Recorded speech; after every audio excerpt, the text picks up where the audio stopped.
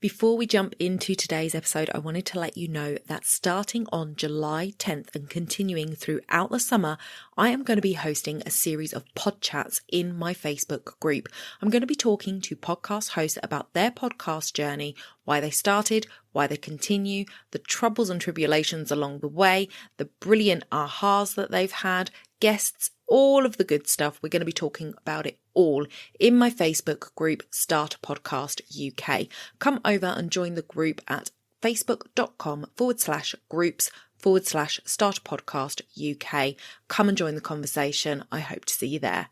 You're listening to the Mindset and Action Podcast, the place to be to grow and streamline your business. I'm your host, Donna Eade. Let's jump into the show.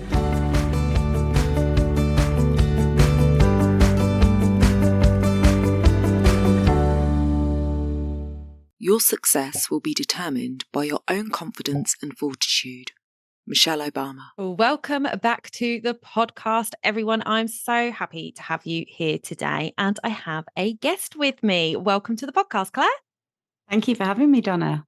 I am excited for this conversation because, there's so much that we need to do in business and think about, and, it's all a little bit much sometimes. Yeah. So I like it when we can kind of pull on different aspects and just focus in for like half an hour on one thing and think about that rather than trying to look at the whole shebang all at once. So Claire, before we jump into our topic of the day, why don't you tell my listeners a little bit about who you are and what it is that you do? Of course. So, hi, everyone. I am Claire and I am a visibility and confidence expert. So I support women in business to overcome those blocks, those obstacles that we put in our way to really shine and escape that comfort zone and become the business owner that you truly deserve to be.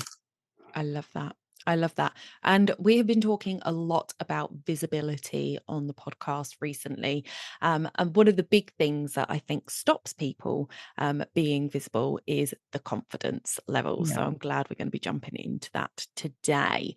So the first thing to sort of ask, I guess, is, why is confidence so important for our businesses? And if we're lacking in confidence, what are the ramifications of that? Oh, that's a big question.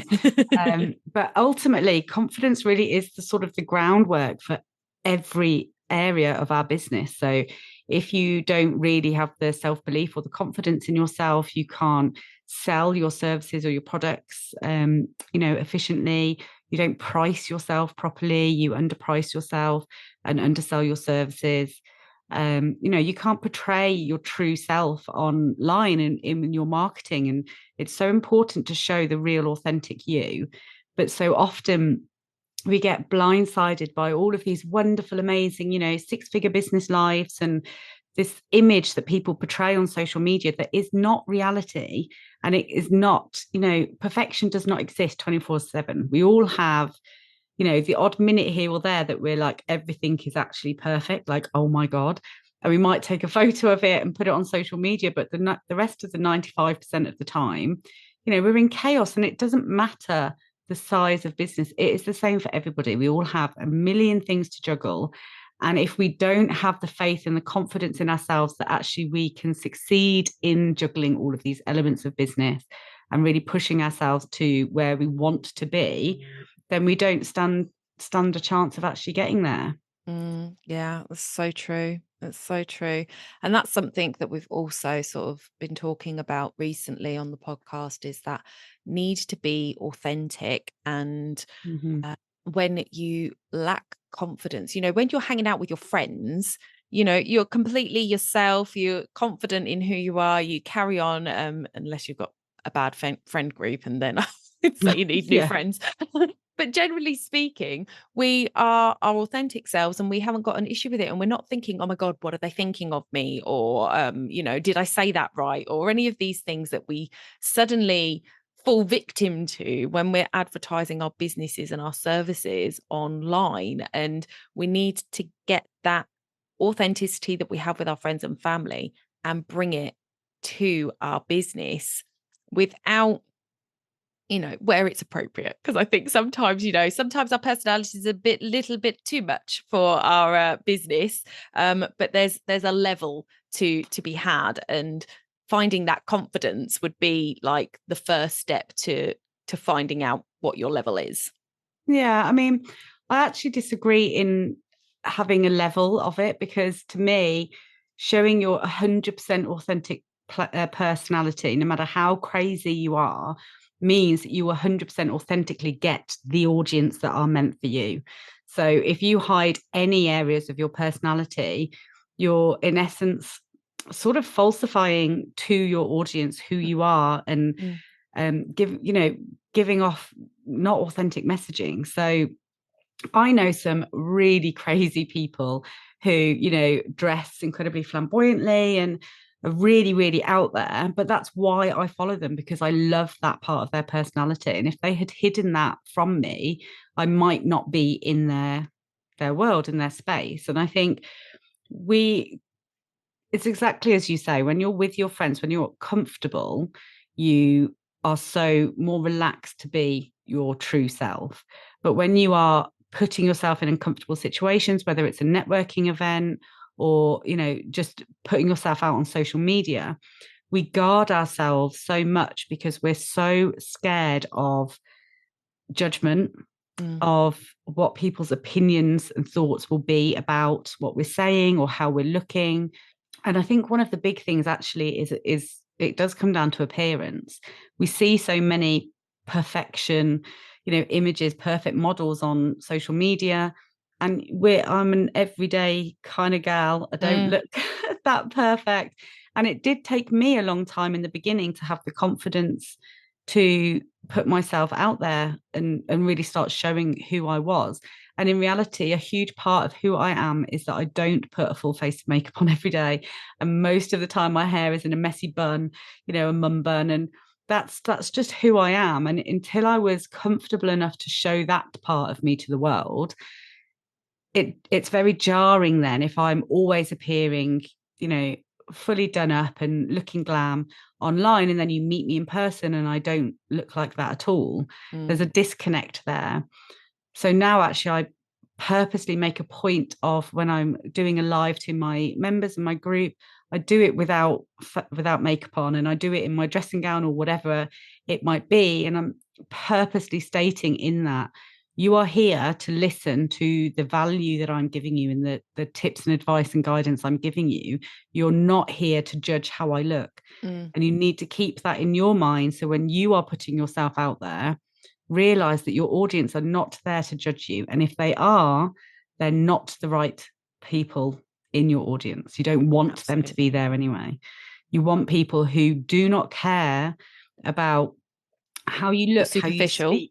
Yeah, superficial. Exactly. That's a perfect word. You want people there because they really want to know and learn from you and the skills or the service products, whatever it is that you're offering. That's why you want them there. And they can only genuinely do that if you are genuinely showing yourself. Yeah, I do agree. And there's somebody who I watch, Corinne Crabtree. She is a Texan, and she is the host of the Losing 100 Pounds with Corinne Crabtree podcast, and she swears like a sailor, and Yeah. I love it. I love it. I mean, I'm not particularly a big sweary person in professional settings. I do swear at home, and I've got no issue with people swearing, but just for me, my personality, I don't put that out in a public forum so much. Yeah. But she got no issue with it. That's who she is at her core. She swears, and if you don't like it, don't listen. And that's kind of her attitude about it. And I think it's great when people can really step into that. So yeah, it's Yeah. probably a little bit of a mindset shift that I have to make, more to what I feel is like professional to put out versus not, because that's the that's the world that I come from, being having been in corporate. Is like, this is the professional workspace and this is Donna Yeah. in it. And funnily enough, I can't remember which order my podcasts are coming out, but I did an interview with Nikita, and she was talking about Dharma, and she was talking about how many different hats we wear, and what we Mhm. really need to do is just take off all the hats and just be. And I was just like, that's brilliant. So if you I haven't love listened to that that. episode, go and listen to that episode. So why is it important then for us to show up in our businesses and be visible? What's your take on that one? So I think it's a very simple answer in that people buy from people, and they buy from people that they feel like they know, like, and trust. So if there's a big hype at the moment about these faceless accounts and how you can make your millions with a faceless account. Well, I personally, I mean, I love them. I love reading the quotes, but I'm never going to put my hand in my pocket and give them money because I don't know who it's going to. Mm, I don't know their morals or their values. And that's hugely important to me. So I will be on someone's world, I will be on their page, I will maybe get their freebie, their download, and all of these things, getting to know who they are and what they stand for before I ever consider handing over money. It used to be, I think, 7 touch points that we needed before we would spend money. yeah. So you needed to appear in someone's world 7 times. Now I actually think it's about 28, I think I heard. And there's so many factors in that. There's the cost of living crisis. We're holding on to our money more. There's more people in the space potentially. So there's lots of different reasons, but the only way that you can combat any of them is by showing you the face behind the brand, having the confidence to really talk about the passion that you have for what you're doing. And that Mm, then, goes through into your audience, and they feel your passion and they want to be a part of it. yeah. Yeah. They do. They do. What do you see as the reason behind the discrepancy between the way men show up and women show up in their business? Because I feel like men, the work world, as it were, was a male dominated for many, many generations. And it's almost like it's built into their DNA that they've just got no fear when it comes to this stuff. They just put it out there and they go. And then as women, it's almost like the generational trauma of having to fight so hard for our rights. We're just like subservient to it, and we don't want to shout too loud. And what do you think about all that? God, I mean, I think there's so many different layers to it. I think social conditioning is a huge one. No matter how Yeah. far we've come, we still have a super long way to go before we Yeah. are realistically seen as equals in many of the spaces. I think there's a lot of talk about the gender pay gap. For me, actually, I believe it's more of a gender confidence gap. Yes, women are less successful getting the pay rises, but a lot less women put themselves forward in the first place because they're not confident Yes. they'll be successful. There's that saying that an overqualified woman would not apply for a job if they missed one thing off the CV, but an underqualified man would apply if they only had half of what they were looking for, because So true. they feel, and I'm not bashing men at all, but they do feel like they just deserve the success in life, and it's what they expect from life. Whereas women, we have so many battles to fight on a constant. We have mum guilt.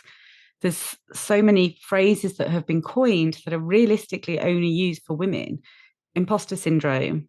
Well, you don't really ever hear that being used about men. Women suffer imposter syndrome.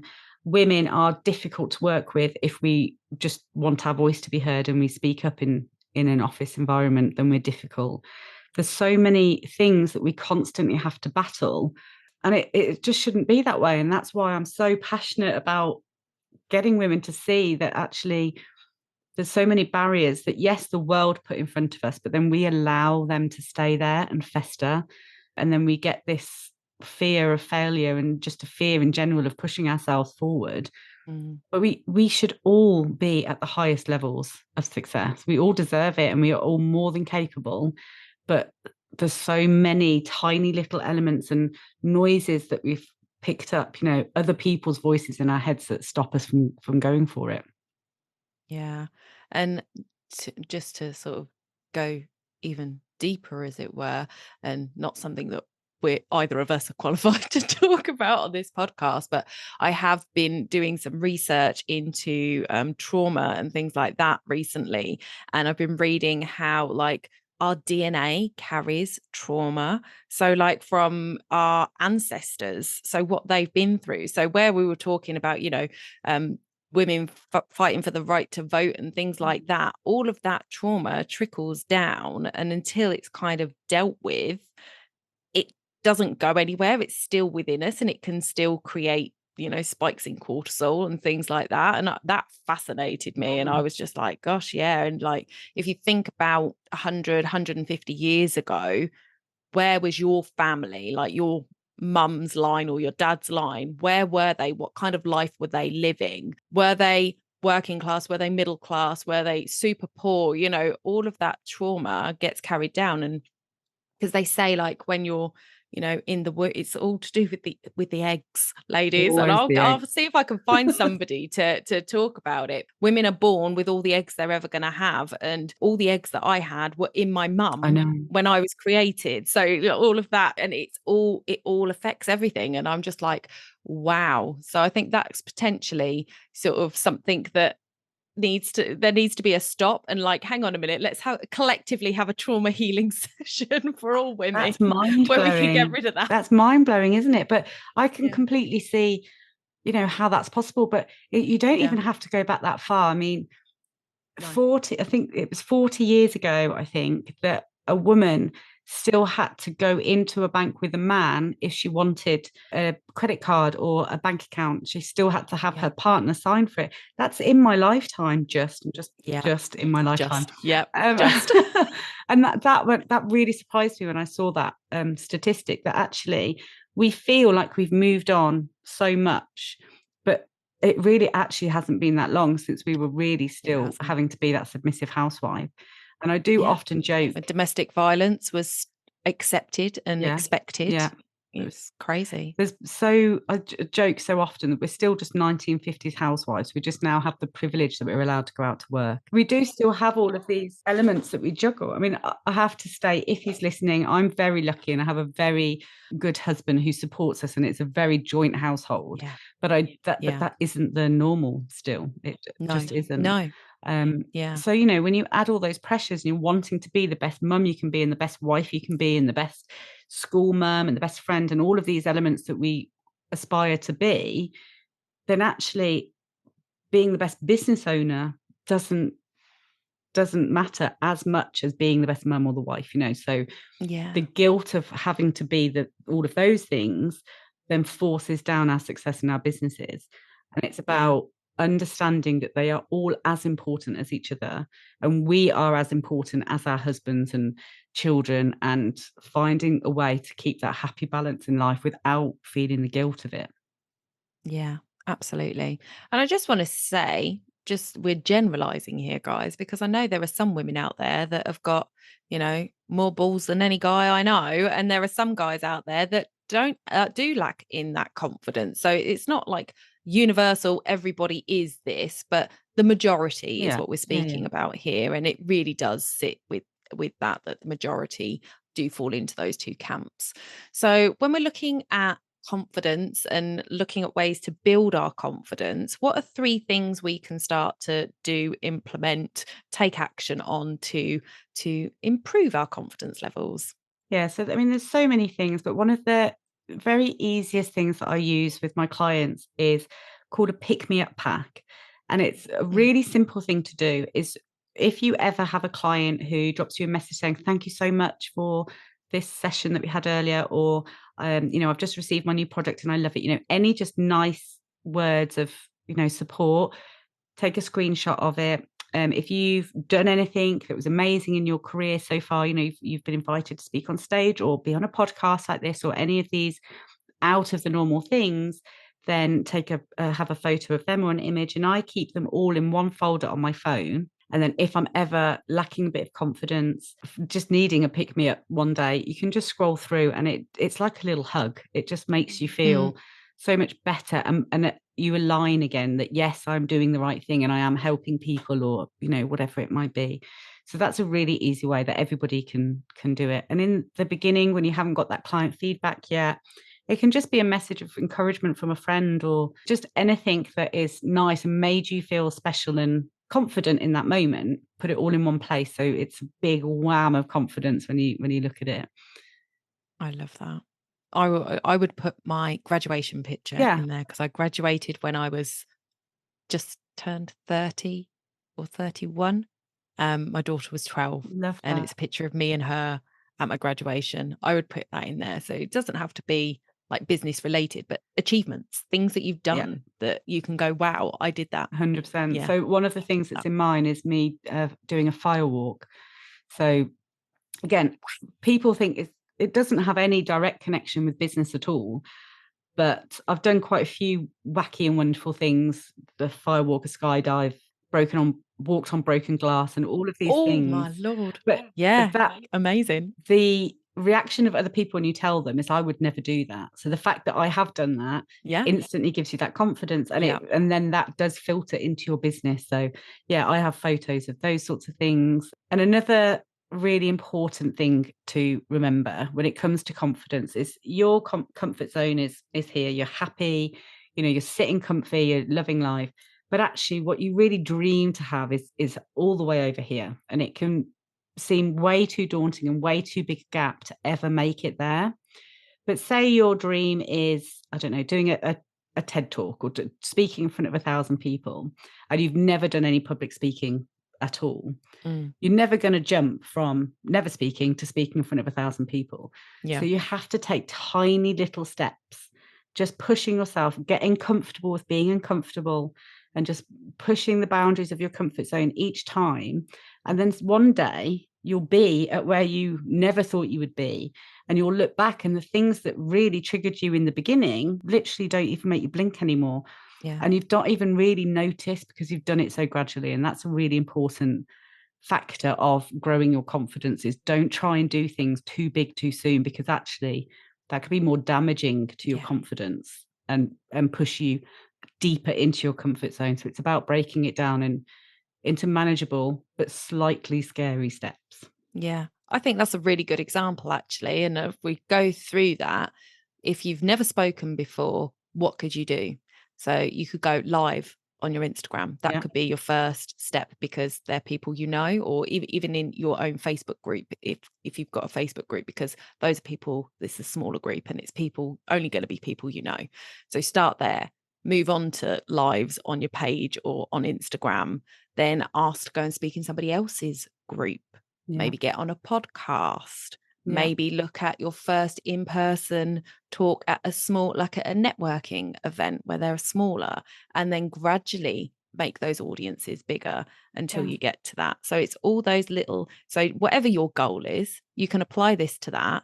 Like what is the first step you can take that is going to lead to that bigger goal? And each time you do it, your confidence is slowly growing. So I love that. It's a yeah. great example. Great example. Okay, have you got one more for us? One more. So there's a couple of fun ones. One that people laugh at all the time, but genuinely works, is the power pose. Have you Oh, ever done the power pose? I have, yes. Yeah, there you go. It works, doesn't it? It genuinely Yeah. does give you that little boost of confidence. So the last time I was about to go and speak on stage, and it was the biggest audience I'd done, and I started getting the wobbles. So just backstage, people looked at me like I was crazy. Normally I wouldn't recommend doing it in public, but I didn't have a choice. But yeah, you just pretend you're Superwoman, and it lifts the mood because you do laugh at yourself a little bit, but it also genuinely does give you that confidence boost. So that's a really fun one to Yeah. do. And also, there's things I use a lot is daily affirmations, which again in the beginning can feel a bit silly if you're not used to it, but they work. It's all about your mindset and your subconscious, Yeah. and What just you put becoming in. yeah, but also just becoming aware of what you're saying. Mm. So often when I'm speaking to a client in the beginning, I'll suggest something and their instant thought would be, oh, I could never do that. Yeah. And it's about switching on to the fact that's what you're telling yourself, and potentially just start using a really powerful three-letter word, which is yet. So when you catch yourself saying, I can't do that, just put yet on the end. I can't do that yet.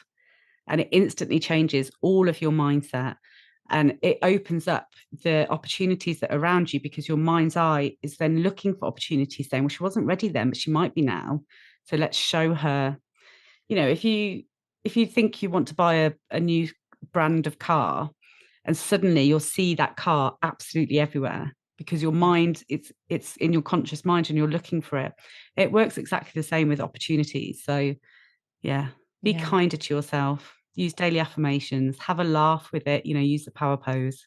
Yeah, I love that. And the power pose, guys, for those of you who obviously can't see us, it's taking up space basically. I did a workshop recently where there was a lady got us up doing power poses, and we all started instantly when we said power pose. Our first thing was to put our hands on our hips, and she was just like, right now take up more space, take up more space. So we all stood in I can't remember what is the man, like the oh, it's a drawing of a man with his arms stretched out and his legs Oh, stretched the Da out. Vinci. That's it. Yeah, Yeah, I you know the one know you what I'm mean. talking about, that one. So now other people know what I'm talking about. Now you said that. We got there in the That end. sort of, stretching everything out and just taking up as much space as you possibly can and just holding that for, 10, 20 seconds. And it changes you. It's like I even just doing what I've just done, which is just stretch my hands out and really stretch my fingers out. I feel tingly, and it Yeah, just gives you a different, it uplifts you. And that then leads back to what you were saying with the album of, great things uplifting you, just these things that can yeah. uplift you that you can do yourself to improve your confidence, which is amazing. So thank you so much for that. I really appreciate you sharing your confidence tips with us and having this discussion about confidence. I think it's an important one. And before we go on to my quick fire round, I would love it if you would tell people how they can get in touch with you if they want to find out more. I know you've got a podcast. Share a little bit about that.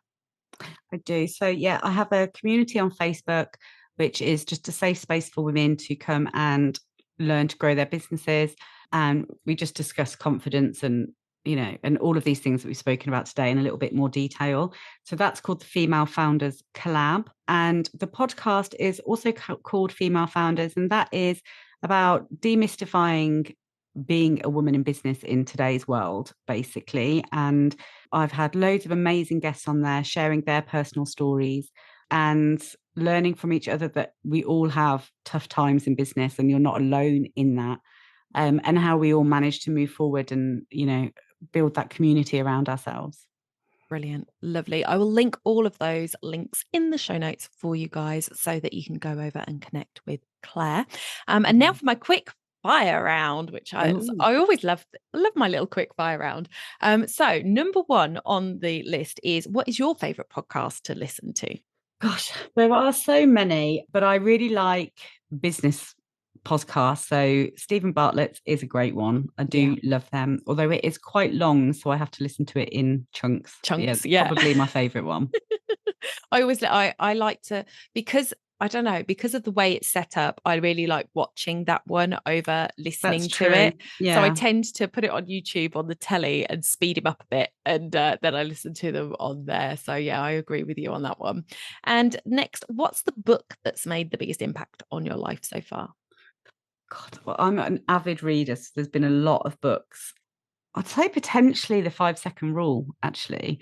And that did really help me with my confidence in the early days Mm, because you, for those who haven't read it, you basically, in essence, give yourself 5 seconds to make a decision on anything. So I would basically blurt out the word yes to any opportunity that came my way and then panic and think, okay, how am I going to make this work? And I'd make it happen.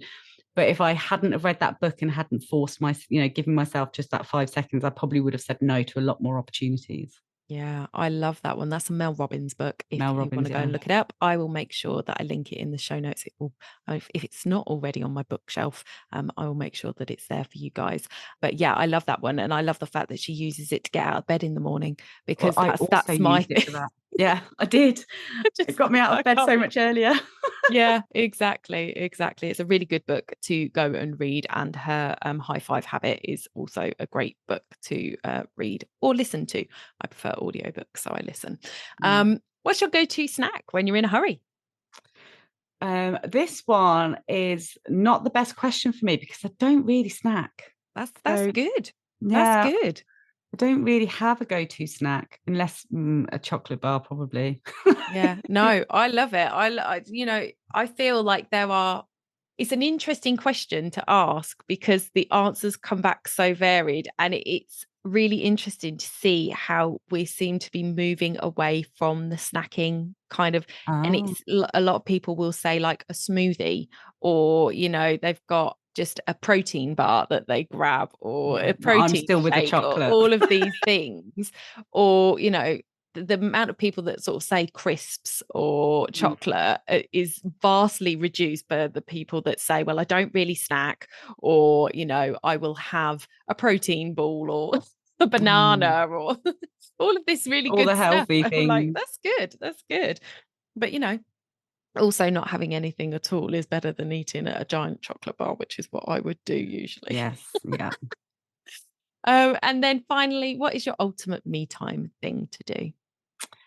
So this is weather dependent, but I don't feel like there is anything better for my soul than curling up in the garden in the beautiful sunshine with one of these books that we were just speaking about, and just having some quiet 10 minutes to myself reading one of my favorite books. Love that. That is my absolute heaven on earth. I Yeah. adore that. Not here today in my county because it's No, piddling nor down with mine. rain. No, nor mine. But you've had some good weather for it. So I hope you got out last week I and have. enjoyed I some of that did. I sunshine. did. Yeah, I did. Brilliant. Okay, guys. Thank you so much for joining us today and listening in. Thank you, Claire, for coming on the podcast. And we'll see you again very soon. Bye for now.